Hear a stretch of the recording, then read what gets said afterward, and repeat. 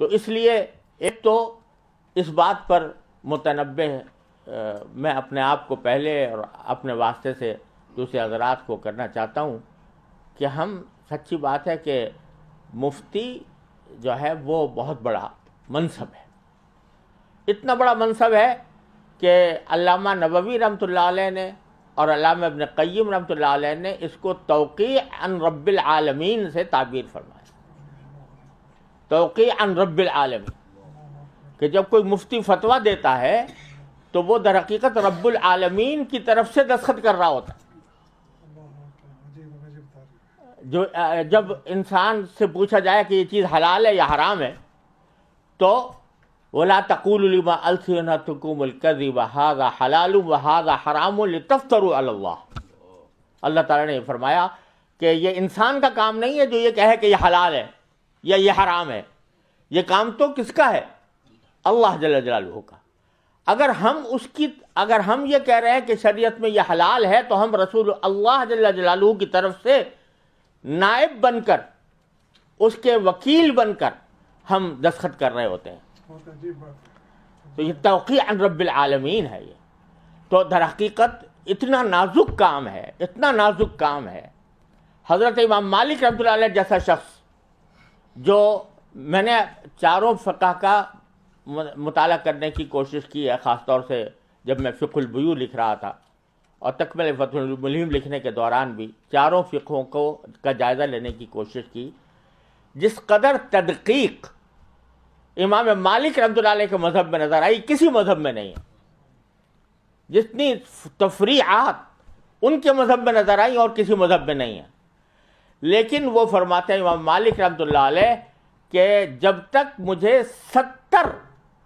اپنے وقت کے علماء نے اجازت نہیں دے دی اس وقت تک میں نے فتویٰ دینا شروع نہیں کیا۔ 70 علماء وقت نے جب یہ کہہ دیا کہ ہاں تم فتویٰ آپ دے سکتے ہو تو میں فتویٰ دینے کے لیے بیٹھا، اور اس کے باوجود ان کو کبھی، میں نے کتاب میں نقل کیا ہے کہ ان کو کبھی لا ادری کہنے سے کبھی کوئی شرم نہیں محسوس ہوئی۔ اتنا بڑا امام، ان کے ایک شاگرد کہتے ہیں کہ میں ایک مرتبہ بیٹھا ہوا تھا تو لوگ آ رہے تھے، سوالات کر رہے تھے، پوچھ رہے تھے، تو ہر ایک سوال کے جواب میں کہہ رہے تھے لا ادری لا ادری۔ تو میں نے ان سے کہا کہ میں نے غور کیا تو انہوں نے عدد لکھا ہے اس میں کہ کتنے سوالوں میں سے اکثر سوال کے جواب میں انہوں نے لا ادری پڑھا کہ مجھے نہیں معلوم۔ اور اللہ تبارک و تعالیٰ نے پھر ان سے وہ کام لیا کہ جس کا کوئی شمار کرنا ممکن نہیں ہے، اور حضرت امام مالک رحمۃ اللہ علیہ کے تلامذہ نے ان کا علم پھیلایا۔ اور ساتھ میں کوئی شخص، ایک مرتبہ کسی شخص نے کہا کہ حضرت یہ تو ایک خفیف سا مسئلہ ہے، معمولی سا مسئلہ ہے، تو فرمایا کہ لیس فی الفقہ شیء خفیف، فقہ میں کوئی چیز خفیف نہیں ہوتی۔ اس واسطے یہ کہہ کر میں جواب نہیں دے سکتا چاہے جب تک کہ مجھے پورا علم یقینی درجے میں حاصل نہ ہو جائے۔ اتنے بحر زخار ہونے کے باوجود ان کی احتیاط کا یہ عالم تھا۔ اللہ تبارک و تعالیٰ اپنے رحمت سے ہمیں اس خطرے سے کہ جب کوئی شخص مستفتی بنتا ہے، سوال کرتا ہے، تو بزرگوں نے فرمایا کہ وہ مفتی کو، جواب دینے والے کو، اپنے اور جہنم کے درمیان ایک واسطہ بناتا ہے، اپنے اور جہنم کے درمیان ایک واسطہ بناتا ہے کہ میں جہنم میں نہ جاؤں، جو کچھ ذمہ داری ہے وہ اس شخص کے گردن پر ہے۔